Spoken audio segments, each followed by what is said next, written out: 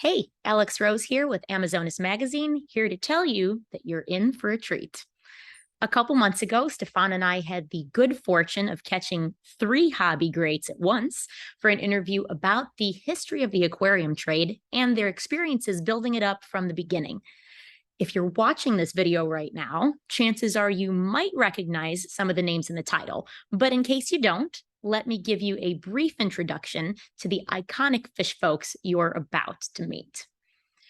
Rosario LaCorte has been breeding and raising tropical fishes for over 70 years and is considered nothing short of legendary in the hobby. A few years ago, he released an autobiography filled with spectacular and historic photos that contains insights into tropical fish breeding from the person many consider to be its foremost practitioner. Also joining us was Charley Grimes, another master of the hobby. With over 65 years of fish keeping under his belt, Charley's bred so many fishes, he's lost count. Charley and Rosario have been friends and colleagues for decades, and we were really lucky to get them in the same room together. Joe Ferdenzi also made time to join us, which was a great bonus. He served an unprecedented 19 years as president of the Greater City Aquarium Society in New York, is a life member of both the American Killifish Association and the American Cichlid Association, as well as a member of the Long Island Killifish Association and multiple different CARES programs. I hope you enjoy the interview, and when you're done watching, feel free to drop us a comment and let us know what you thought. Thanks. Thanks, everybody, for making time today to come chat. For anyone who has an opportunity to read your book, Rosario, I really, really hope they do. It's called An Aquarist's Journey, and I honestly enjoyed reading it so much, especially some of the earlier parts. Like I said earlier, my grandpa's the same age as you are, and seeing your perspective and the whole beginning of the aquarium hobby was really enjoyable. I loved reading it. And I'm hoping maybe you can tell everybody just a little bit about how you first got started collecting fish and being interested in keeping them. Okay, well, I think I was very interested in nature as a young boy. And when I was 8 or 9 years old, I used to collect tadpoles and watch them metamorphose into frogs.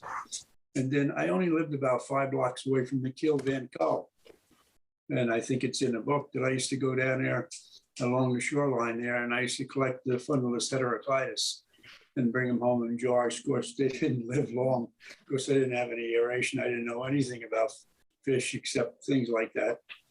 And so that's what got me started. And then we had a neighborhood doctor that was, he had a guppy tank in the window. And he I think one of his friends in Florida was a fish farmer. And he got some guppies from him, and I got some guppies from him, and that's what started it. You know, everybody starts with guppies, and then it evolved into blossomed into other things. And I used to go to Woolworths, and we had a store called Green's, 5 and 10 cent store. And we used to get these little boxes like you'd get the rice and soup from a Chinese restaurant. And I'd put them under my coat in the wintertime, and they used to cost like 59 cents for a plate. I always picked, I knew what a pregnant swordtail and play, so I picked them because I knew they would have young.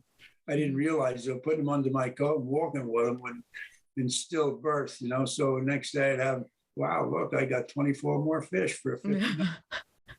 And that's how it started. It blossomed into more and more tanks.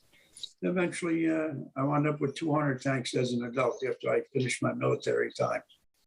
So wow. That's how it started. That's amazing. Listen, I had a great life. I had a great adventure. I had some pitfalls, and I had a lot of pain already. And I've been in a burning B-29. I thought I knew it wasn't time for me to come to die. And we made it home. I just knew it. And I'm going to live to be 100. What do you think of that? Yes, I like the sound of this. When I'm 100, I have more talks. I just gave, I think, 4 talks in the last couple of months, as Joe will tell you. That's so great. On the Zoom lens. So we had a lot of fun. Very cool. Doing it. Yeah. I don't think there's anybody who's given talks to aquarium societies for as long as Rosario's been doing it, because he's been doing it since the mid-50s. Yeah. So you just do the math, and it's an astronomical number. It really is. It's so impressive. And by the time I was 6 years old, I was dragging fish home from the creek. And my mother finally bought me a turtle tank.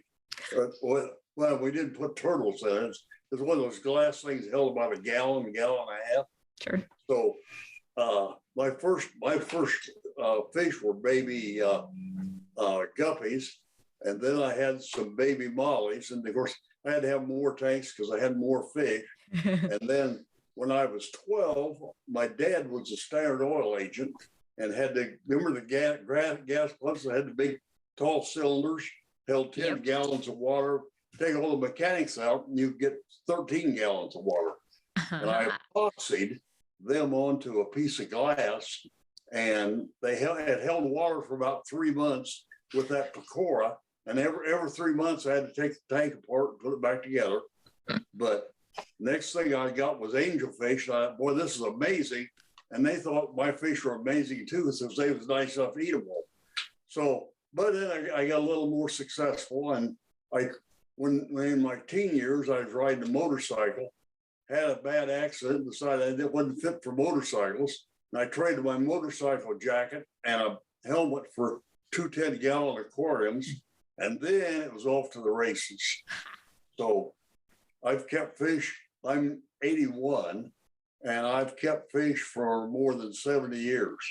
Wow. Except for the college years, I've never been without an aquarium and fish from 5 years old. So yeah, same thing. Yeah, I think I started having tanks when I was 5. So that's great. Good. I'm glad I have a lot more years ahead of me. Yeah. That's great.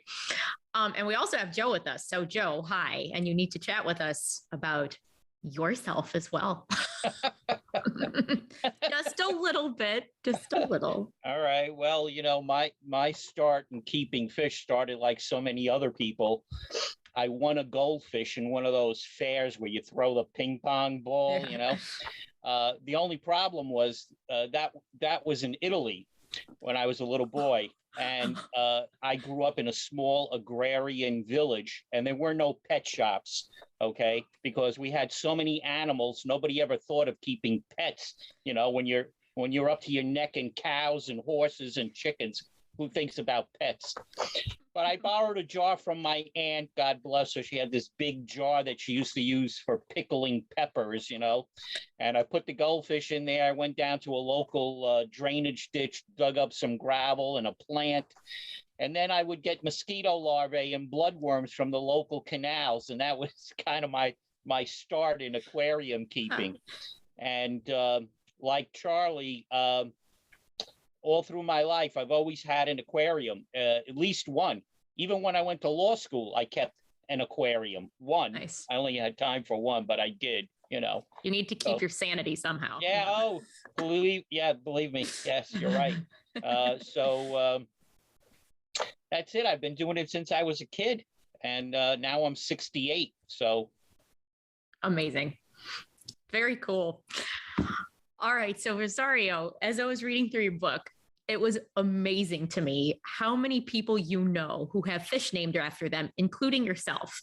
Tell us about some of these people that we know from only the fish names and sort of how you've grown to know them over the years. I used to do a lot of letter writing. I wasn't afraid to sit down and write somebody a letter, and they would respond. And Stan Weitzman was a big influence. He helped me a lot. He used to be the editor of the Aquarium Journal when he was a postgraduate student at Stanford, and he was under the tutelage of George S. Myers, who was one of our great American ichthyologists.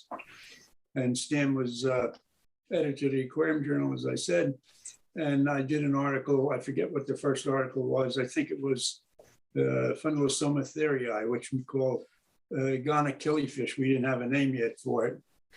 And I think that was the first article I did for him.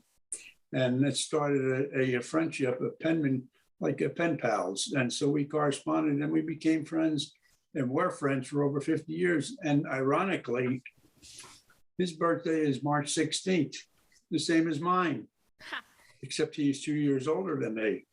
And March is, well, guess what March is? Pisces. Fish guys. That's right. It was inevitable. Now, it turns out he loved opera. I love opera. I love the classical music. He did also. Everything that Stan liked, I did, and we didn't even know about it. And we found out just through our friendship. And then he came east to get a job after he left Stanford. And he was looking for a job I think he went to the Smithsonian, and he got a job there. But at the time, he wasn't sure where he was going to go. And he stopped by here. He went to see his friend. I forgot his name now. He passed away. He was also, all time for a call. Where's my wife? You can hand up to my wife. She'll take care of that. I'm sorry about that. Oh, that's okay. Anyway, he stopped by our house, and he spent some time. We had a nice little cookout in the yard. And then he wound up getting a permanent position in Smithsonian. He became the curator of fishes there. So I get a call from him one summer day, and he said, "Guess what?" He says, "I have a National Geographic grant, and I'm going to go to Brazil for 6 weeks." You probably read this. He says, "I'm going to Brazil for 6 weeks." He said, "I'm going to do a lot of collecting. We're going to look for glandular caudine fish. We're looking for, there's about 18 or 19 of them that they want to search and see if we can relocate the habitat where they come from." So I answered him I answered him back, and I said, "Hey, Stan, can you use a water boy?" He said, "Well, that's why I'm calling." I said, "Why?" He says, "I'd like you to come along." He says, You'll get part of the grant." He said, "I'd like you to be my field captain." And I says, "Great. I have to run this past my wife. 6 weeks is a long time to be away from the kids." My kids they were young yet. My youngest one was 18, and the oldest one was already, I think he was engaged to a young lady, and which he married finally. But she took care of everything while I was away, and we went away. So I did get the grant, and I went away for 6 weeks. And it was a fantastic adventure. And I had money left over, and I was able to go back on my own the following year. And once the bug gets in you, you can't stay away. So then Stan comes to the house one day. He was a very frequent visitor, him and his wife. So he brings me a paper, and it says, Sinolebus constantia. Well, I was very interested in annual fishes, and hardly anybody knew much about them at the time. They were only relegated along the coast of southeastern Brazil, and there were very few found. Now there's over 100 of them that have been discovered. But anyway, I got this paper from Stan. I says, I got to go down and see if I can find this fish again. We thought it was extinct. And he gave me this paper, and the fellow's name was Carlos Cruz, who was a herpetologist at the museum in Rio de Janeiro. So we wound up going down there. I went down there on my own. I had money to go down there. And I said, if I find them, I'll bring them back. And if I could reproduce them, I'll see if I can raise more and then get more money to buy a ticket. The tickets were expensive. They were like $1,500 or $1,200, I think. It was a lot of money. I had 5 kids, and I was the only guy working, so money was a big problem. I had to raise the cash on my own. And so that's what happened. I went down there, and I had help from a young man who was a student, and we did find them. I came back with 4 pairs and wound up breeding a bunch of them and distributed them to the AKA membership. And we sold them for $25 a pair. $5 went to the AKA, and the other $20 went into my pocket, which I went around and bought another ticket. And I was able to go back to Brazil. That's how I did it. Yeah, that's a great way to do it. I was able to turn it over. It was just wonderful. I have some great friends in Brazil, and a lot of them have passed away. Stan, of course, I asked Stan to do the forward in the book, as you said in the first part of the book. And unfortunately, Stan didn't live long enough to see the book in its fruition. So I was sad to see that. He went into the hospital with a small health issue, and then he wound up contracting pneumonia, and he passed away. And he was only about a month or 2 months away from his 90th birthday. I was 2 years younger than him. So here I am. I made 93 and 4 stands not around. I would have loved to have him see the book in its completion, but he never lived long enough to see it. But he was a great friend. He opened a lot of doors for me. And anytime you asked Stan a question, he would always answer a long letter. Very, very cooperative. He's a smart guy. Stan was one of our real good ichthyologists, and very meticulous too. He was very meticulous about his work. He wasn't a sloppy guy. So that's kind of a short, quick story. Yeah. There's a lot of stories, but if I give you all the stories, poor Charlie will just be sitting there. I'll be 93. And he'll be 93 still. We'll keep you both for a while. That's funny. Poor Joe will be making pizzas because he'll be out of a job. Oh, no. Well, we'll try to avoid that. We'll see what we can do. You know what Joe's name is? I call him Compadre Cheech, since I'm Italian too. That's an endearing term. But lately I've been calling him Giuseppe Verdi. You know who Giuseppe Verdi was? Of course. Yeah. So when I called Joe yesterday to wish him a happy Father's Day, and he reciprocated, I sang him a little song that Giuseppe Verdi wrote. And well, Joe has an infectious laugh. He's great. Good sense of humor. And he says, it's Giuseppe Verdi. It's no more Compadre Cheech. I says, okay. I guess as you get older, you can change the nicknames. It works out. That's Joe, fun. I'm fine with either one, That's good. And Stan Weitzman, who Rosario just fondly spoke about, just for your listeners, he has a famous tetra named after him. It's the black morpho tetra. I forgot the genus, something Weitzmani. Beautiful fish. Of course. Yeah. Yeah, it's amazing how many people have these gorgeous fish named after them. Very, very cool. So Rosario, I know you've traveled a lot in South America, and then there's a chapter in the book about Madagascar. Do you have favorite places within those travels that you've been? Is there like one or two that really stick out to you? Yeah, I would take Brazil. Brazil is a fascinating country. Yeah. And there's such diversification of fishes there. It's amazing. Dr. Weitzman said years ago, 3/4 of the fish in the Amazon are still unidentified. Wow. It is. It's every time I flew to Brazil, I would leave Kennedy like 7:30 or 8:30 at night, and I would arrive at the coast of Brazil early in the morning. You'd see the sunrise, and I always looked down. I always made sure I sat in the window seat, and I would look down below, and I'd see all the rivers and streams and lakes. And I would dream, I said, what's in those? Boy, if I could only reach down there and see what's in there. And it was just so solid with forests. And you wonder, there's so many things still yet to be discovered. Unfortunately, they're destroying a lot of it too. They're building too many dams, and they're killing a lot of wildlife. In fact, one of the fish that I collected in 1982 was called Rhacoviscus gracilis. It was when I first found it, I knew it was new, but I didn't realize it was a fish I saw in Rio when I was there in 1979. The reason why I didn't recognize it is because when I caught them in the wild. They had their full color. Whereas my friend Carlos Cruz, who had 4 samples or 5 samples in an aquarium, they lost most of the finish color. And of course, he was probably just feeding flake food. They didn't get the color like I get in my fish, because I know a lot about feeding proper foods to bring out the best color. And at the time when I saw him, he said to me, oh, that's the new glandular LaCorte I found up in Espírito Santo, which is a state above Rio. I believe that's what the name of it is.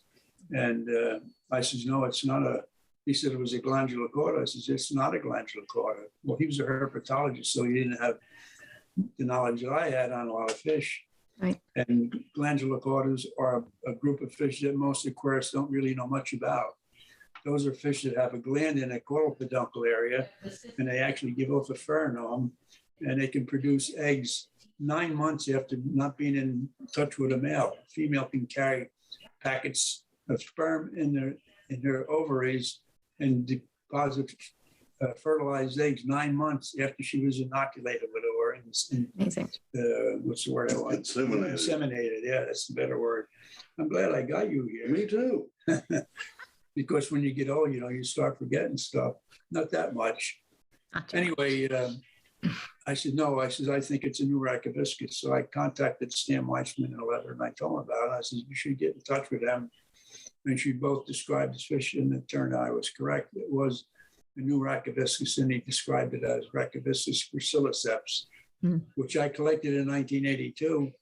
And then several years ago, there was a huge mining disaster in a place called Rio Doce Florestal, which means fresh water of the forest, translated. And I was there collecting twice, and I found that fish in a small body of black water. And they were gorgeous. And they fooled me at first because I didn't realize once I got them in a tank and they started to fade out, I said, this is the fish that Carlos Cruz found.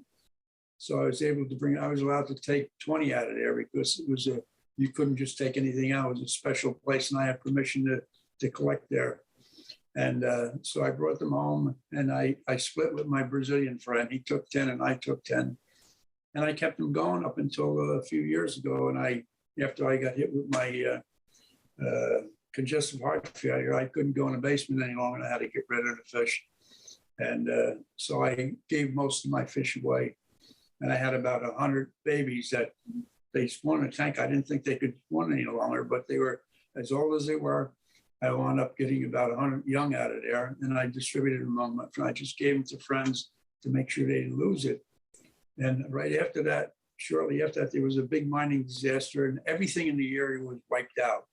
The fishing industry was lost. People didn't have drinking water, and the government sued the mining company for billions of dollars. I don't know whatever happened. It's about 6, 7 years ago now that happened.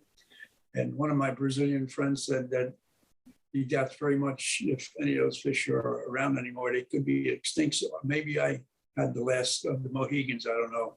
But I distributed them to make sure that these guys would breed them. So I'm going to call a few guys the next few days and find out how they did with them, see if they still have them gone. Yeah. Well, that'd be amazing if they still had them and they were still doing well. Because, well, if that river system ever gets cleaned up well enough, maybe they can be returned. Eventually purge itself. It will, because everything spring fed. And Okay. I remember years ago, and not far from my home when I lived in Elizabeth, and my son and I were looking for Daphne. I had a lot of Daphne holes, and there was one big lake next to an electrical power station. And the water was jet black. And I said, Tom, I said to my youngest son, he was about 12 at the time. I said, someday this thing is going to purge itself. And it's going to be a great Daphne pond. And I was right. A couple of years later, it did. The bacteria just fed on it, cleaned it up. And then rain, of course, helped purge it. Sure. And it became one of the best Daphne holes I ever had. And I was the only one that had it. Nobody knew about it. I don't know did I ever take you there? No. I didn't. No. No, you said you was going to, but you filmed about it. Oh, I guess I lied to it. I did. You just afraid I couldn't keep my nose out of it. It happened. And then they let Achilles get in there, and then Achilles wiped it out. So, but I'm not down here anymore. It doesn't matter. Anyway, that's what happened. Yeah. So waters do have a way to purge itself. Yeah.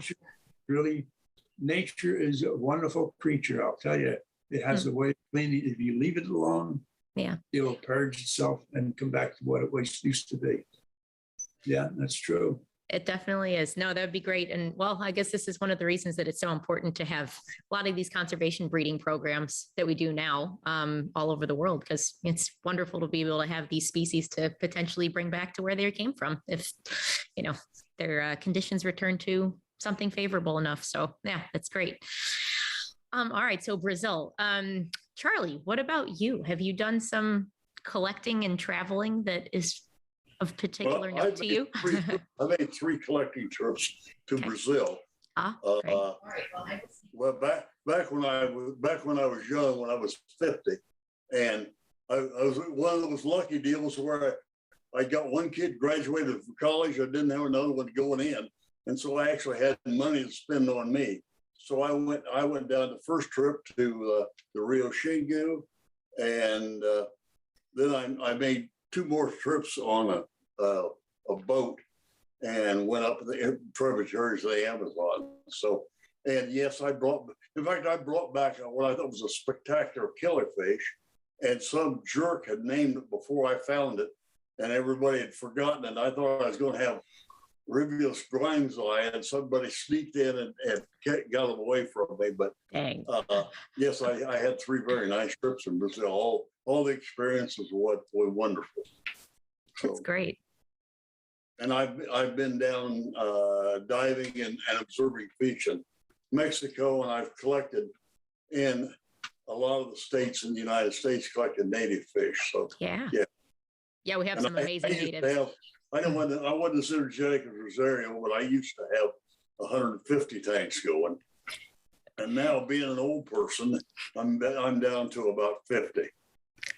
But I've still got cool fish and a modicum of energy.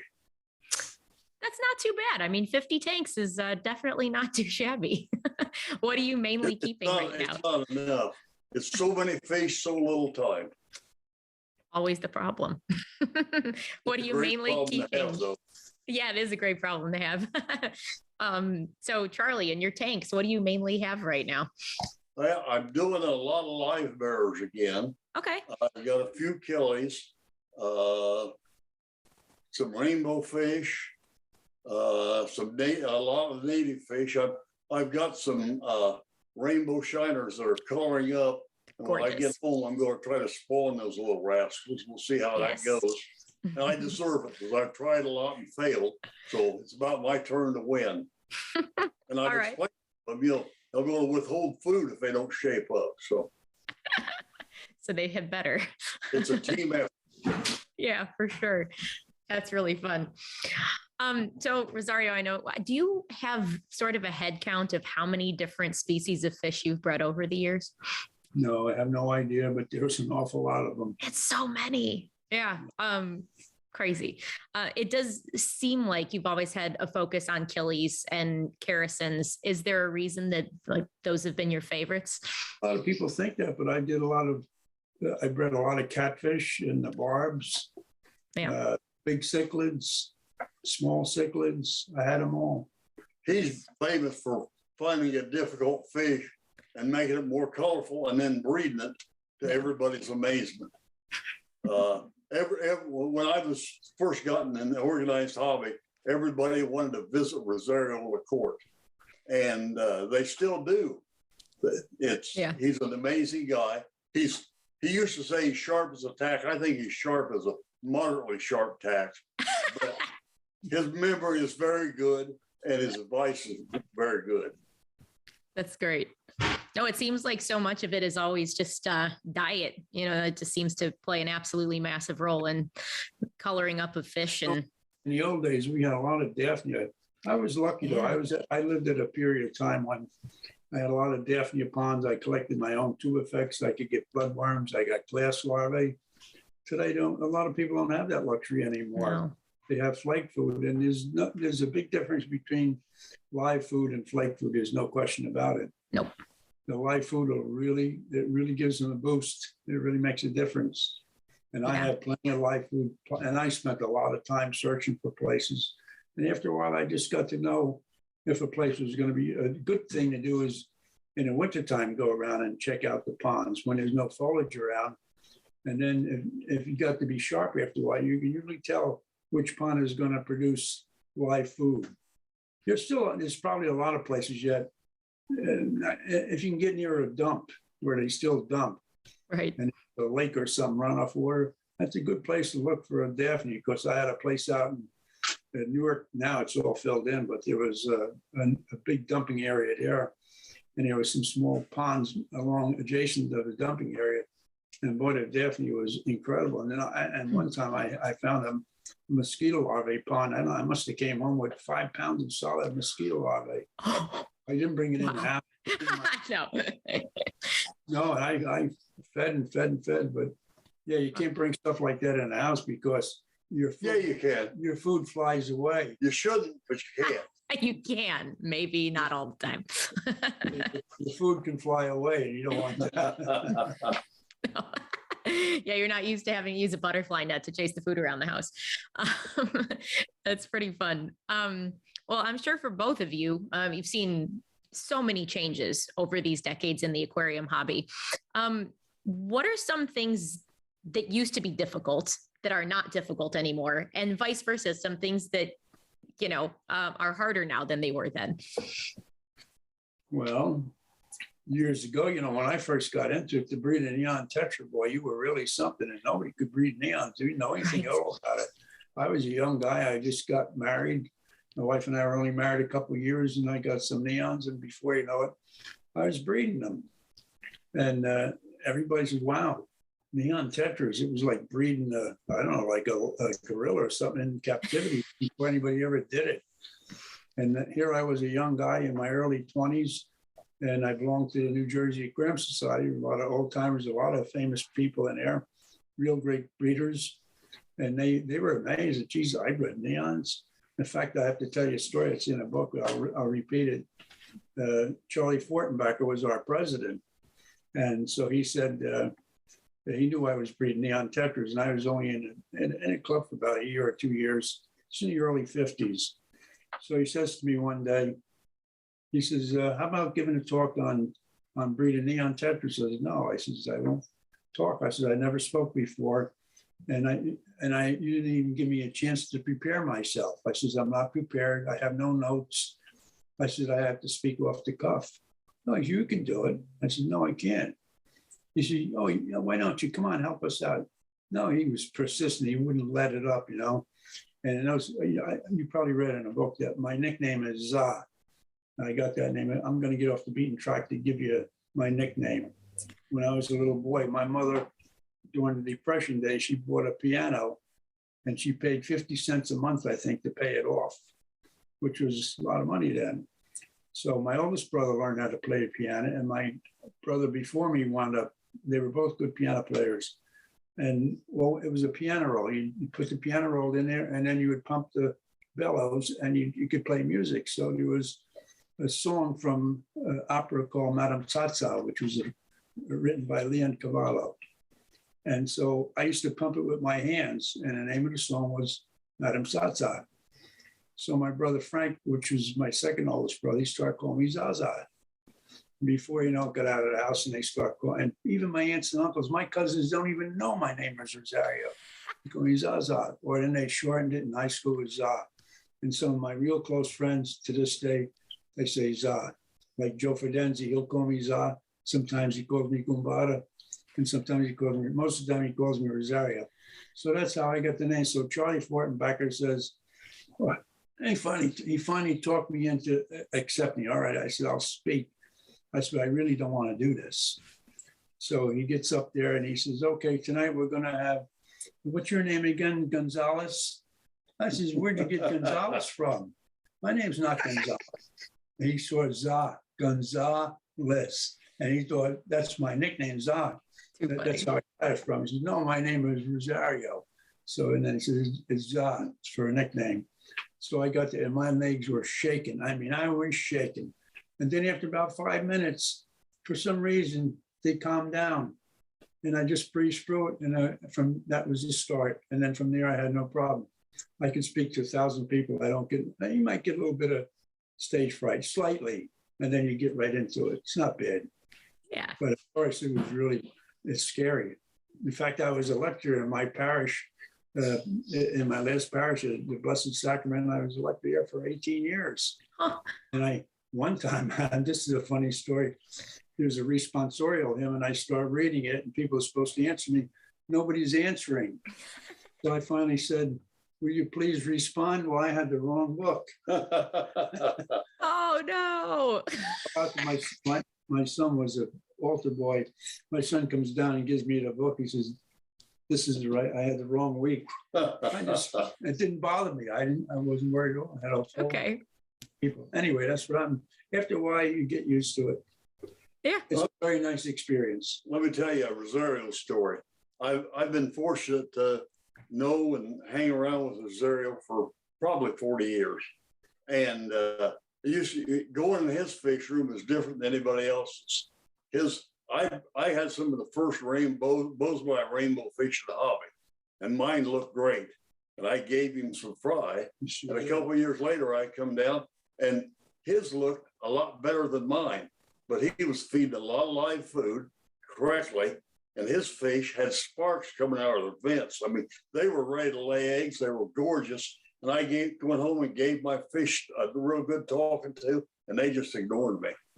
But they ate a lot of flake food too. So, but the diet was what he was special at. He really knows his fish nutrition and taking care of, changing water. And he always used a 5-gallon bucket instead of a python or whatever water changers.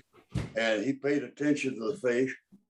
I've seen the Tetra tanks, he'd have a little wad of Java moss in the corner, and he'd lift it up and have a light shining in there, and you see eggs falling out of the Java moss. He said, I got to get those eggs out here one of these days. And the next thing you knew, he had a whole tank full to try. So, wow.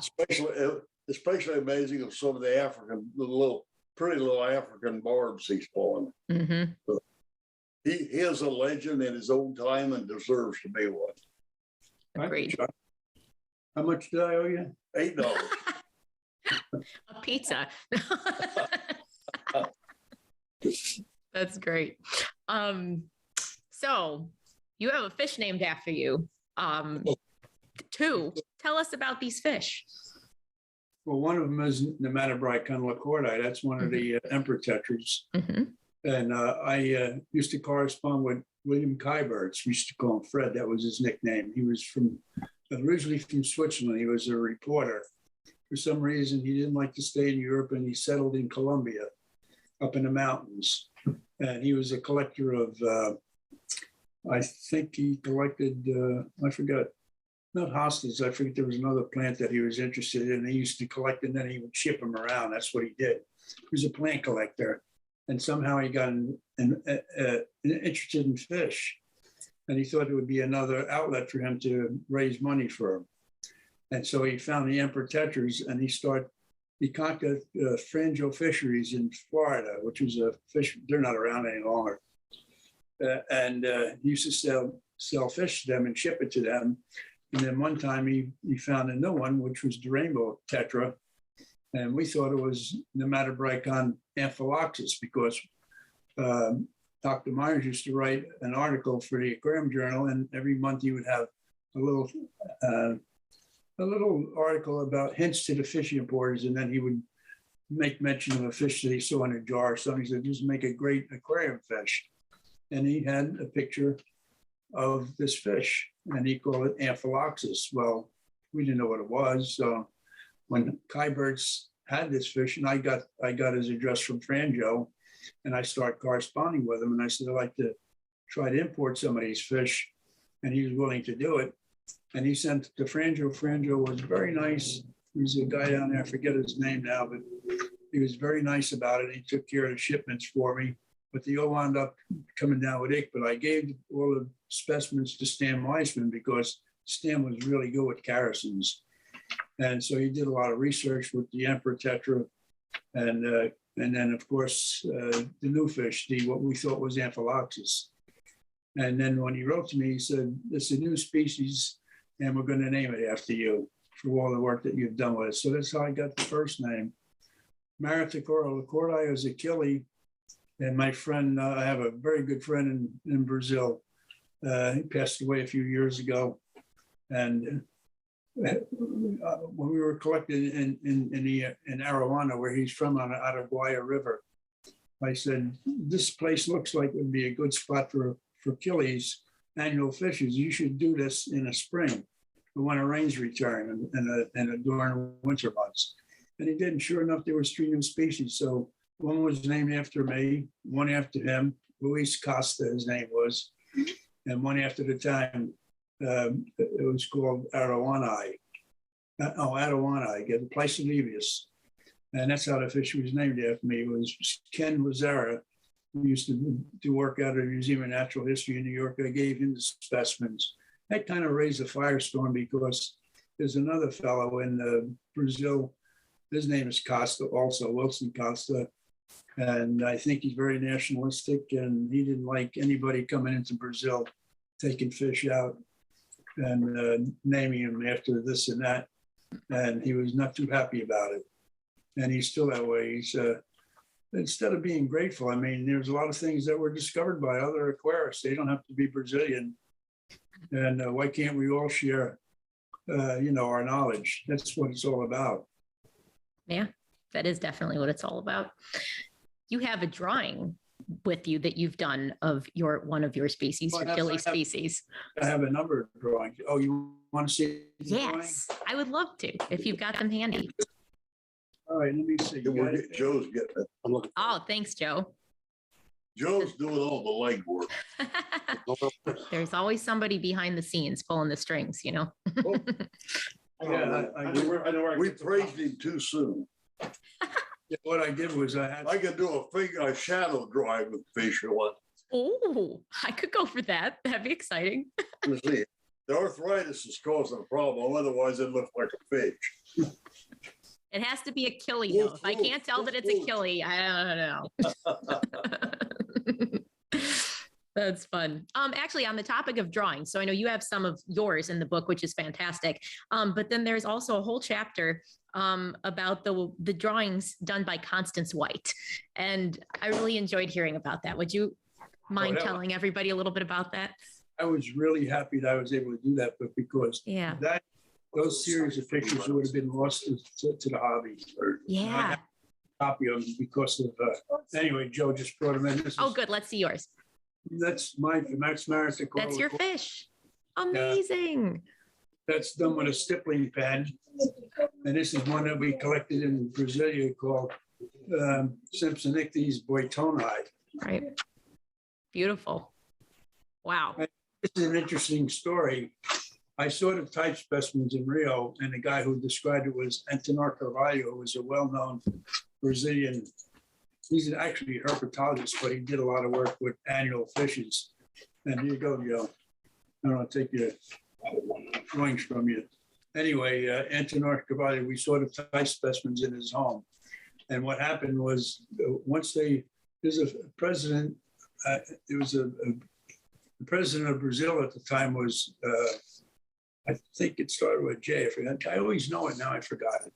Anyway, he was the president at the time. He decided to move the capital of Brazil from its present location where Rio was to Brasilia, into the interior, because it was cooler and he figured more people would go there. That was the idea. So Brasilia is a beautiful city. They really planned it out. And one guy designed the whole city.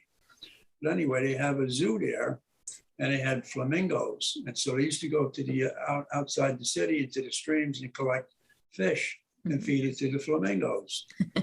So this one guy who was doing the collecting, he looks at one fish and the fish is a pretty red fish. He says, fish is too beautiful to feed to the flamingos. So he sent some to Carvalho in Rio, and it turns out it was a new species of annual fish, which was that fish I showed you. Right. And they named it Simpsonichthys after Donald Simpson, who used to be the curator. I think he was the curator of the that big aquarium in California. Steinhardt? Steinhardt, yeah. He was the curator there, and he was very close friends with Carvalho. Because Carvalho studied for 2 years in the United States. Him and his wife spoke English. His wife was really good. She could read and write English as well. Nice. And so he decided to name it. He created a new genus, Simpsonichthys, after Donald Simpson, and named it after the guy who collected the fish, Boyton. So they go boytoni. So that's how the fish got its name. Yeah. I saw the original type specimens in his home. And so it was an interesting way it was discovered. So there's a lot of new, and I wrote years ago that most of the annual fishes that we know are relegated along the southeastern corner of Brazil. And I think someday, if they go into the interior, they're going to find a lot. No, my prediction was correct, because now there must be over 100 new species of annual fishes that have been discovered. Yeah. And most are coming from the interior. And a lot of them are probably lost because of pollution. Yeah. Because of creating dams. So the areas have been flooded, their habitats have been wiped out. Yeah. So a lot of them are probably lost that we probably never see again. Yeah. That's what they're doing. And right now, there's a big hullabaloo about shipping fish eggs out of Brazil. I mean, some guys were, even in the United States, were arrested Yeah. because they got fish eggs out of Brazil, which is the most stupid thing I ever heard of. You're trying to reproduce the fish, Yeah. and they're killing them down there. I know where I collected the Constantia, and I took 4 pairs out of that pond, and I hand carried them back to me in 1979. If you go back there, there's summer homes there now. Mm, So the habitat is destroyed. it's gone. Yeah. It's terrible. But thank God we got Joe Ferdenzi. He's still breathing. He's got, right, Joe? Yes, yes. And of course, that fish is named after the woman you just mentioned, Alex, you Mhm. know, Constance White, who did those drawings Yeah. that are reproduced in the book. She was a very good artist. Yeah. It's a beautiful fish, and happy that it's named after her. Well, you know, one of the things that Rosario left out of the story about the Nematobricon LaCorte, the emperor tetra that's named after him, you know, it's an example of you can discover a new fish without going into the wild, because Rosario did not find that fish in the wilds of Colombia. He found it in fish tanks. And Mhm. but see, it speaks to one of the qualities that has made Rosario a great aquarist: attention to detail. He knew there was something different about it. You know, he's a very good observer, watches what his fish do, and then tries to replicate what happens in nature. And if you do that, if you pay attention, try to replicate nature, feed your fish well, do your water changes. It's a lot of work, but Rosario did it. And Charley too. You know, I mean, Charley puts himself down, but he's a great aquarist also because they have that work ethic. Yeah. That's I'm sure a huge part of it. That's yeah. Ching, ching, another $10 to that man. It's a deal. It's going to get expensive, It you was- know, if we keep going everybody like knows. this. Oh, Stefan has something to add here. Come in, come see us. Welcome aboard. Well, you know, listening to those interesting stories and especially Joe mentioning the attention to the detail, that's something that's often forgotten today. And this is a sort of a personal story that Rosario is essentially the originator of that idea. And that was probably some 15 years ago at an NEC.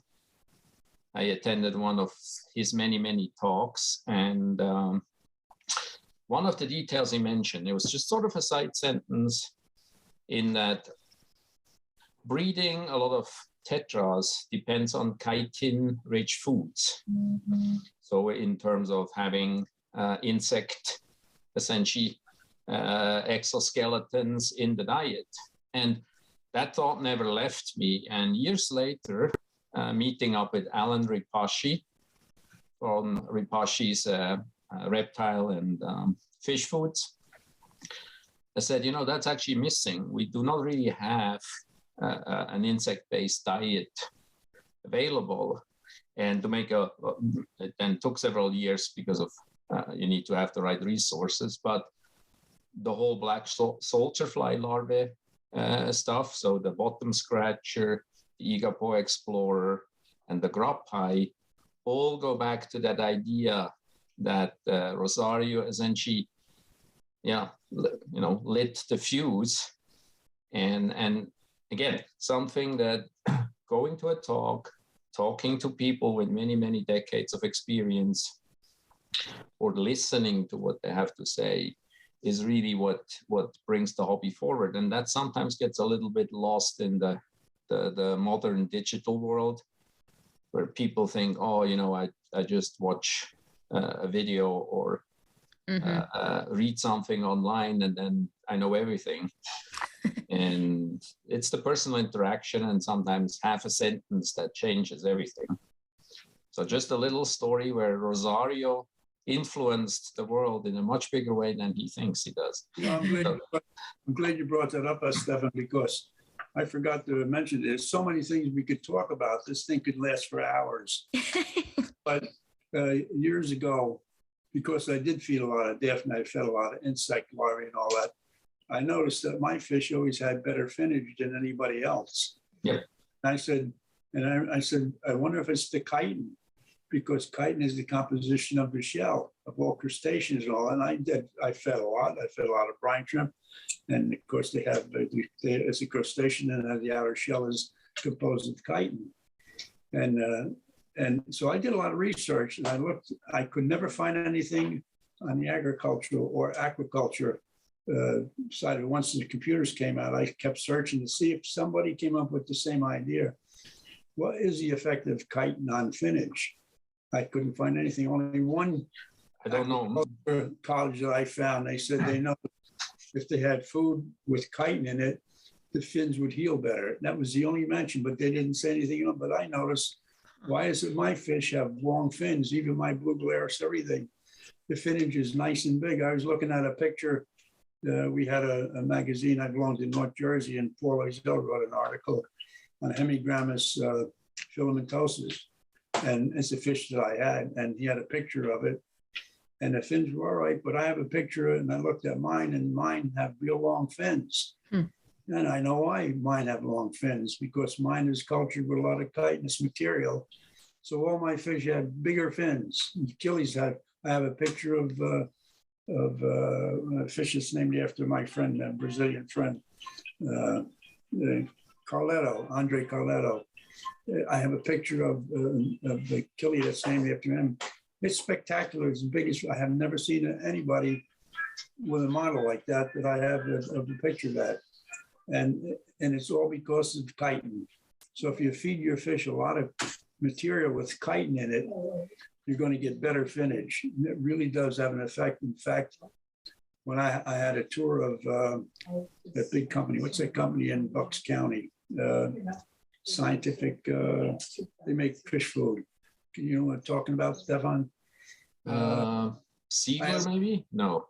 No, which I always know the name, and it just escapes my mind right now. But anyway, George Fear and I had a tour there. Gary, I forgot his last name now. He was in charge of, I think, he had some kind of a big deal in that company, and he invited me to speak there, or for a tour. So George and I took a ride there, and I met this Russian guy. I forgot his name now too. Mike. I forgot Mike's last name. So he was in charge of R&D, research and development, and he had a real strong Russian accent. And I happened to mention to him about chitin, because he made a goldfish formula, and I said, "Did you ever think about adding chitin?" Well, what's that? And I told him. And so he made a mental note of it. And then I spoke in Bucks County Aquarium Society several years later, and he was in the audience, and I didn't know it because I met him once and I didn't remember what he looked like. And after the meeting, he came up to me and says, "You remember me?" He said, "I'm Mike so-and-so from Aquarium Products, is it?" Could be. Oh yeah, that could be aquarium products. API? Might be, I don't know. Anyway, I said, "Yeah, I remember you, Mike." He says, "You were right about what?" I read about what? It's about the chitin. He says, "We did incorporate into goldfish." He says, "It definitely, their fins got bigger, no question about it." So it's an important ingredient for the fish. Hey, Joe, you know what you can do for me? You see that plaque up there? I got to show Stefan and Alex. If you saw in the book, Alex, you read it. Yeah. I have a casting of a brass casting of a Yes. Matterbright online. Yep. I didn't finish. Now you're going to see the finished product. Oh, cool. I was going to say I can find the photo, but it's unfinished. Yes. I can send you the picture of it. I have a. Okay, cool. I'll give you the story of it. I don't know if it'll work. Yeah, that's it. Doop, in the book. Yeah. There it is. Well, look at that. That looks beautiful. And if you look at the eye, Yeah. that's a blue topaz. Really? Oh, It's a that's real- lovely. So when I was in the hospital, I have a blood disorder. I have low platelets. So I used to have to go once a month and get my blood checked. Yeah. And sometimes I'd get a transfusion with this cancer drug. I don't have cancer, but it did help me. And so one day after I took the infusion out of my arm and I was getting a slow drip in my arm, it took 7 hours for this stuff to go into my veins. And I had to do that 6 weeks in a row. So this lady comes up to me, she's got a couple of boxes and she's showing me watches and brochures and necklaces and earrings. And she says to me, "You've been blinged." I says, "What the hell is blinged?" She says, "Blinged is because we chose you. You can take whatever you want here." So I said to my wife, "Hey, hon," I says, "get a pair of earrings. You love earrings." No, Dad. She says, "Take a watch." So I got this watch. It's a Pulsar watch, free, because she blinged me. I don't know what that means to this day, but they do charity work. So That's how great. And then the wristband was too big. She says, "You can take it to the Ferdinand Jewelers, which is in the next town." She says, "Go here." And now they're the ones that do all the charity work. She says, "Go there and they'll take a couple of links out and fit it for your wrist." So I went over there. So I said, "Oh, this is great." I got to meet them. And I said, "Hey, I have a plaque home and I want to finish it. I want to use an eye for this fish. We call it blue eye amphitetron." I said, "I'd like to get a semi-precious stone. What do you suggest?" He said, "Oh, blue topaz." He says, "We have a bunch of them here." So he showed me. I said, "All right, I'll take that one," which was the one you see here. And I'll show you again. I'll show you real close so you can see it. So I got Love the blue it. topaz. And I said, "What are you for?" He says, $30. He says, "You know what? Give me 20. He says, "Take the other $10. No, he says, "Give me 20. And he says, "And take your wife with the $10 and treat her to breakfast." I said, so I got it for $20. And that's what I use for the eye. And it fit perfect. Alex, for the benefit of your viewers, when they see that, when they look at that thing that Rosario's holding, what they have to understand is that that whole thing is cast from one solid piece of brass, one solid piece. It's unbelievable. I love it. It's beautiful. It's really a cool piece. Hey, I have some plugs here. I put it in my pocket just so I could remember this. And this is how I do it. These are some, as you know, I'm an artist, so I make a drawing. These are 2 tetras. I did this like 34, 45 years ago. Oh. I never finished it. So what I do is I use 2-way tape and I tape it down. I make a drawing and then I cut it on a bandsaw, and then I get a hacksaw blade and I grind it on a grinder. See, I was a pattern maker, so I worked with metal, wood my whole life. Mm-hmm. So in a way, I'm an artist in that field. I made a lot of things in wood that you would not believe. And it was really sophisticated drawings. And I would have to grind. I ground a 20-degree angle on the metal piece on the hacksaw blade. And if you look at it closely, you don't buff it, you don't hone it, and you'll see there's a little hook on it, and that hook is a scraper. And so what I do is I actually I get that scraper and I scrape the shape that I want. So this whole thing was made out of wood first with this plaque. It made it out of wood. Can you give it over to Charley and Charley can hold it up? Yeah. And it's a little more in the picture. Sure. Ha, that's really beautiful. Yep. Yeah, that's awesome. And I scraped the whole shape by hand. Then I sandpapered it. And then I brought it and then I made an epoxy cast off of it. Now I have a negative mold. I have a mold now, but negative, not positive. Sure. Then I did another cast off. He owes me $7 for holding it. He's running up quite the bill on this talk. Well, we just want to save you the trip to the gym, this week. $7 for the bottle of water I gave you. Oh gosh. Yeah, that's beautiful. Anyway, I feel like this needs to be made into a piece of jewelry or a pin or something. I have so many ideas, but I only finished that about 5 years ago. Oh. It was sitting in my drawer for about 30 years. And I said, wow. And then it's in the book, but I'm sorry I didn't have it finished when I had it in the book. Yeah. And so anyway, that's the story. That's how it was made. It was made out of wood first, then I cast in epoxy, then I made a casting from that. And then I brought it to the foundry. I did a lot of work with the foundry. So I brought the wood model to the epoxy model to the foundry. I said, I want casting in brass. Yeah. And he said, "Yeah, I'm going to make one for myself." He liked it so much. So he made one for himself. He's probably dead by now because he was older than me. And Mhm. that's 34 years ago. I don't think he's around any longer. Probably You not. never know, he might be in his 90s too. You can never tell today. Maybe. Anyway, he made the casting for me, and it took me 30 some years. And I'm glad I got it finished, but it's too bad I didn't have it in the book. It would have been nice to have it in there, but now That's you can see it. Now yeah, you it's can beautiful. Well, and I mean, even the photo in the book, it still looks great. But of course, the finished product is definitely better. feel- And then I have a special clear coat over it so it won't rust because, Ah, brass oxidizes very easily. And you have to Mhm. polish all the time. But Yep. if you put a clear coat on it, an epoxy clear coat, it's automotive paint, Yep. it won't tarnish. So, but I still don't like people to touch it with their fingers. Yeah. Fingers not good. But it won't grimy hurt. fingers, not so good. But anyway, I really wanted to do more, but I can still make these, but I don't have a foundry anymore. A lot of foundries went out of business. Huh. Yeah, I guess that's not the most common thing to find anymore. No, it's tough. Yeah. The government put them out of business because they had to get scrubbers, which Mm, take care of the exhaust that came from the foundry. sure. And it would cost $1,000. They didn't have that kind. Yeah, No, it's expensive. $100,000 maybe. They didn't have the money for that. Mm, So they folded up. yeah, that's too bad. Well, hopefully we'll see more of that kind of stuff come back at some point. It'd be good.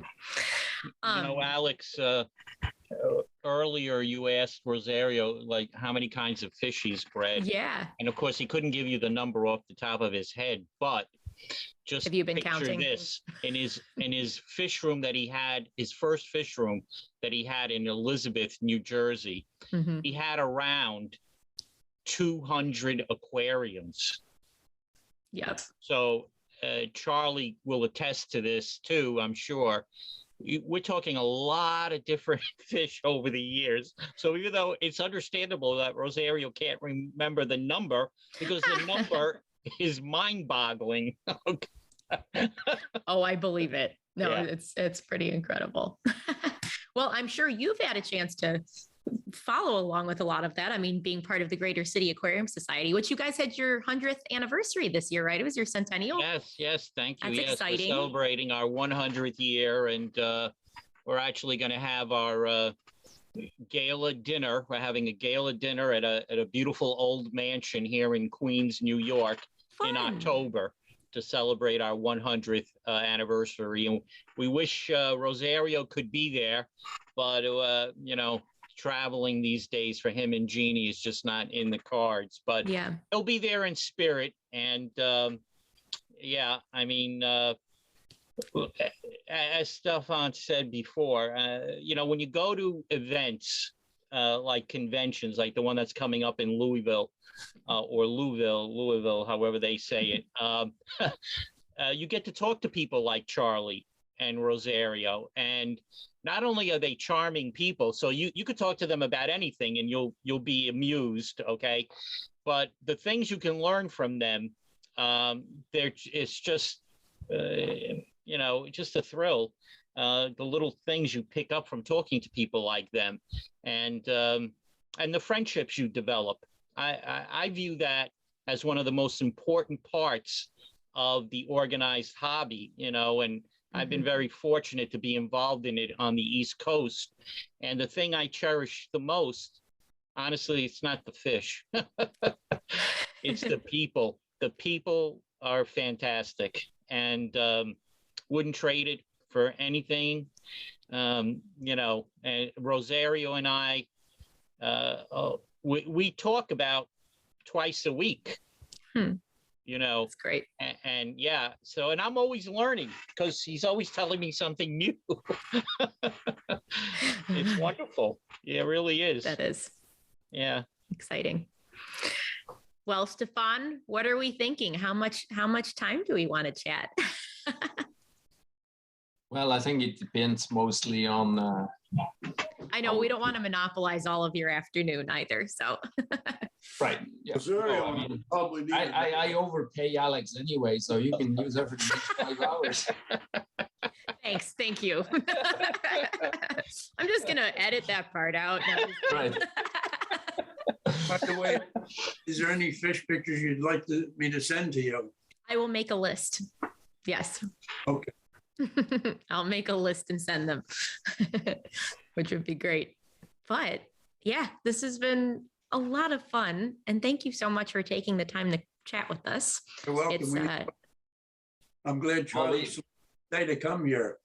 yes, Charlie, thank you for being part of this. This was very cool. We got extra. This I couldn't believe it when I saw the message pop up. I was like, well,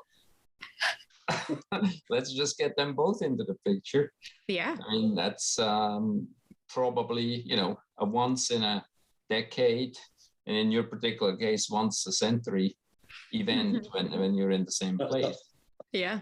And I think, I've been a subscriber to the proceedings of the Naval Academy for many years.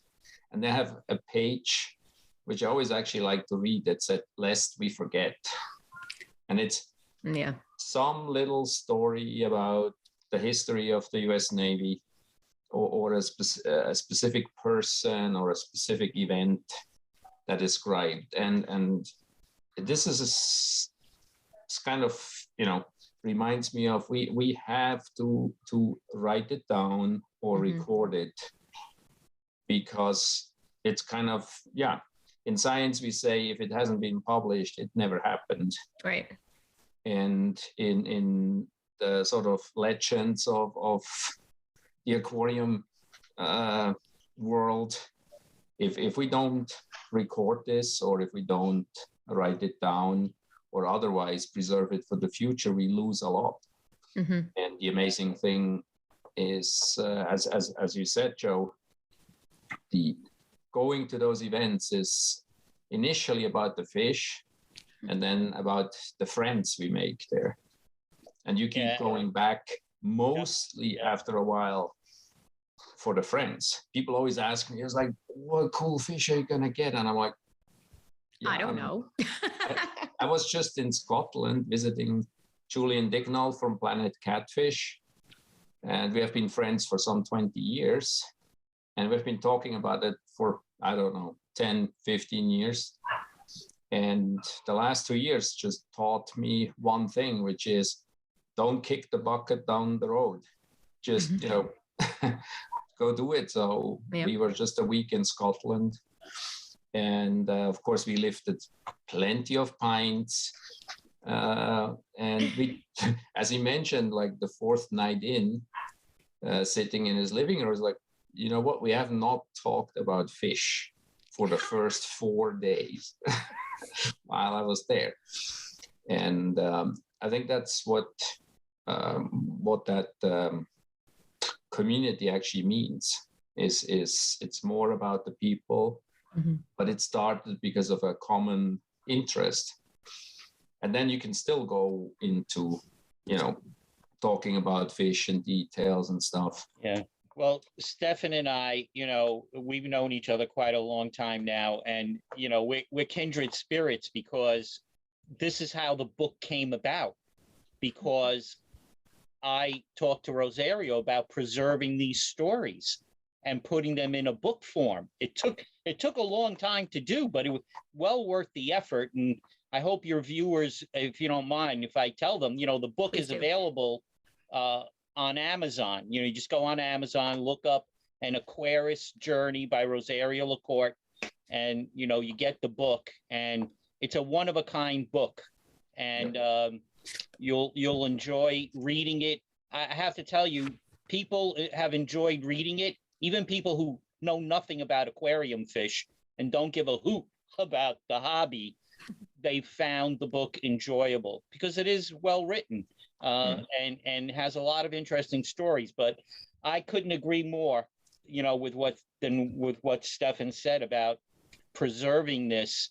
You've got to record it, you've got to write it, you've got to do something, or it's going to get lost, and that would be a shame. Yeah, absolutely. I mean, that was the same sort of thought 4 years ago. It's now pretty exactly 4 years ago that James Lawrence, the previous publisher of Amazonas magazine, said, we want to make our life simpler. So we're going to close Amazonas magazine if you don't do something about it. So I did. You did something. Right. Not sure that every night I went to bed after that I was feeling really smart about it. But I mean, I just a few days ago got the latest copy of it, and it looks wonderful. It's when you look at the finished product that the team puts together and the various authors, it comes back to exactly what Joe says, is if it's not printed or in other hard copy form, it's really hard because, I mean, people always say, oh, the internet is the new media. The problem with the internet is pretty much like the sediments in a lake. You wait 2 weeks and whatever was at the top of a blog or Facebook or whatnot has now sedimented down in a layer where pretty much nobody ever is going to dig. Maybe 5,000 years from now, somebody drills into it for, maybe with modern software, you can extract all kinds of stuff from digital media. But the problem is, if it's on the internet, it doesn't have a very long lifespan. While if it's printed as a book or as a magazine, it's tangible. You can touch it, you can put it on a bookshelf, it can go in a library. Now maybe I'm simply old. No. I couldn't. It's impossible for me to agree more.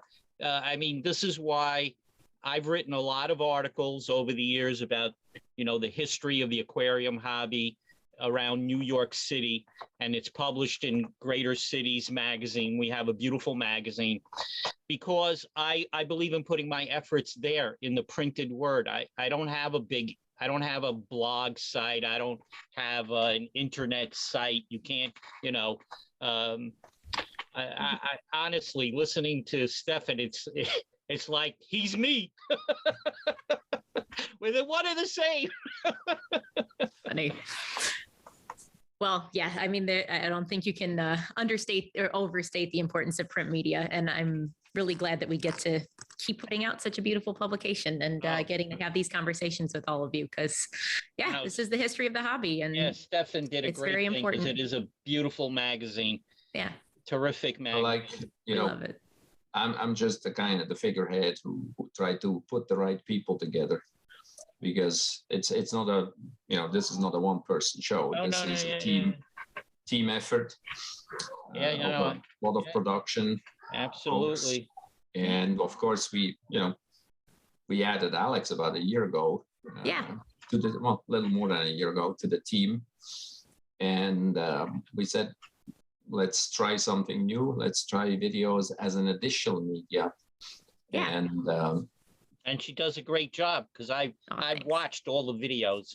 And Alex, you have $1 million smile. I know Stefan's not paying you $1 million, but you have $1 million smile. Okay? Oh, thank you. That means a lot when you're interviewing people. People get it that you are genuine. I mean, fish make me happy. What can I say? I think that's why we're all together. And I think that's the fantastic part about this little group here is that, it's literally the fish that got us all together to sit here and talk to each other. And that's amazing. So, great. Well, I guess this is probably a good place to wrap up. It has been lovely chatting with everyone, and we'll have to print some more stuff. Maybe we'll need to get some of Rosario's excerpts from this book printed in the magazine. That would be great. We can certainly do that. Absolutely. We should do that. All right. Good. Thank you. Well, thanks everybody. Friends, it has been a pleasure. Thank you very much.